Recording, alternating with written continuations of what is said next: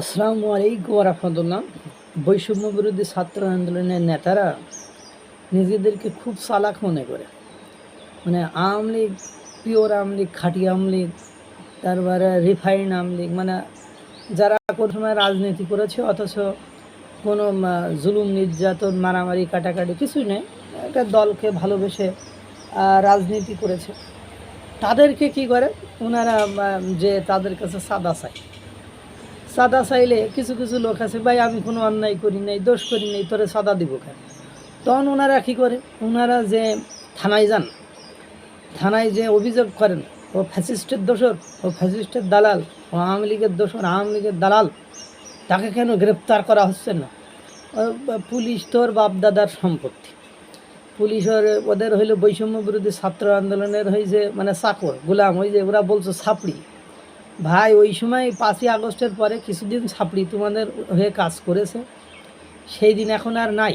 তোমরা পুরো দেশটাকে একটা অরাজকতার সৃষ্টি করেছো, পুরো দেশে একটা নৈরাজ্যতা, একটা দখলদারিত্ব, একটা নিয়োগ বাণিজ্য, একটা সাদাবাজি। তোমরা সারাটা দিন পুলিশদের, বাংলাদেশে যত কর্মচারী কর্মকর্তা আছে তার মধ্যে সবচেয়ে বেশি পরিশ্রমের কাজ করে এই পুলিশটা।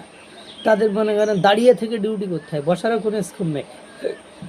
সেই পুলিশ দেশের নিরাপত্তা রক্ষার্থে যারা জীবন বাজি রেখে কাজ করে, তাদের সাথে তোমরা তুই টাকারি করো, তাদের যে তোমরা ফ্যাসিস্টের দোষর দালাল বলো। কাজ তোমাদের পক্ষে কাজ করলে খুব ভালো, তোমাদের মানে অন্যায় আবদার মেনে নিলে তখন ফ্যাসিস্টের দোষর দালাল বলো।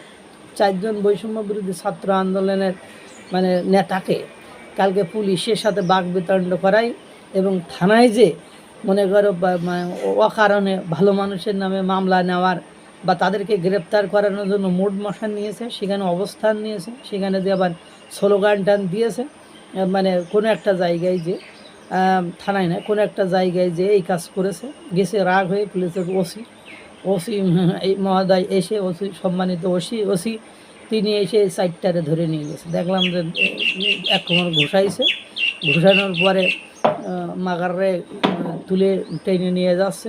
ওই আমারে ওখানে ফ্যাসিস্টের দোষর আছে, তাকে গ্রেপ্তার না করে আমাকে গ্রেপ্তার করেছে।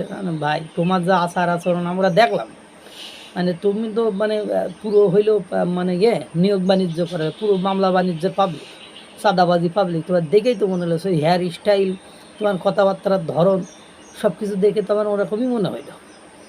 পুলিশ যথার্থই কাজ করেছে। কথা হলো, কেউ যদি কোনো অপরাধ করে থাকে মামলা দিবে, মামলা দিলে ইনভেস্টিগেশন হবে, ইনভেস্টিগেশন হওয়ার পরে তারপরে যদি প্রমাণিত হয় হি আর শি ইজ আ ক্রিমিনাল, দেন তাকে কী করতে হবে, গ্রেপ্তার করতে হবে। আদারওয়াইজ এইভাবে আমি যেই বললাম অমুক ফ্যাসিস্ট, আমি যদি এখন তুই বলি মানে থানার ওসি হলো রেভিস্ট, মানে কোনো প্রমাণ চাই, তারা আমার কথা মেনে নিতে হবে। আমার মুখে দাড়ি আছে, মাথায় টুপি আছে, মানে আমাকে দেখতেই মনে করেন মোল্লা মুন্সি মনে হচ্ছে, আমার কথা মেনে নিতে হবে যে হ্যাঁ মোল্লা মুন্সি মিথ্যা কথা কয় না, মেনে নিতে হবে? এটা ফাজলামি করে নাকি? তা না, আওয়ামী লীগটা একজন করতেই পারে, সমস্যা কী? আওয়ামী লীগ করলে সমস্যা কী?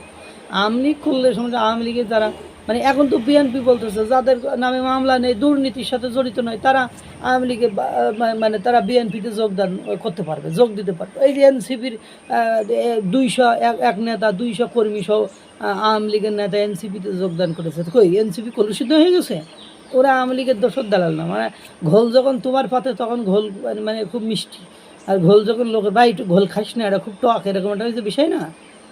ফাজলামি ডু মানে তুমি যেই থানায় বলবা তুমি কি হনু হয়ে পড়িস, তোমার বিরুদ্ধে মানে ইনভেস্টিগেশন করে দেখ কত এলিগেশন নিয়ে আসবে, মানে কত অভিযোগ তোমার বিরুদ্ধে প্রমাণিত হবে না। ওই না বরংপুরে দেখলাম নিয়োগ বাণিজ্য করেছ, পতিতাদের কাছ থেকেও চাঁদা নিয়েছো, জুয়াডুদের কাছ থেকেও চাঁদা নিয়েছো, নিয়ে ফুর্তি করছো, আনন্দ করছো, তোমরা আবার গরম গরম কথা ঠিকই করছো।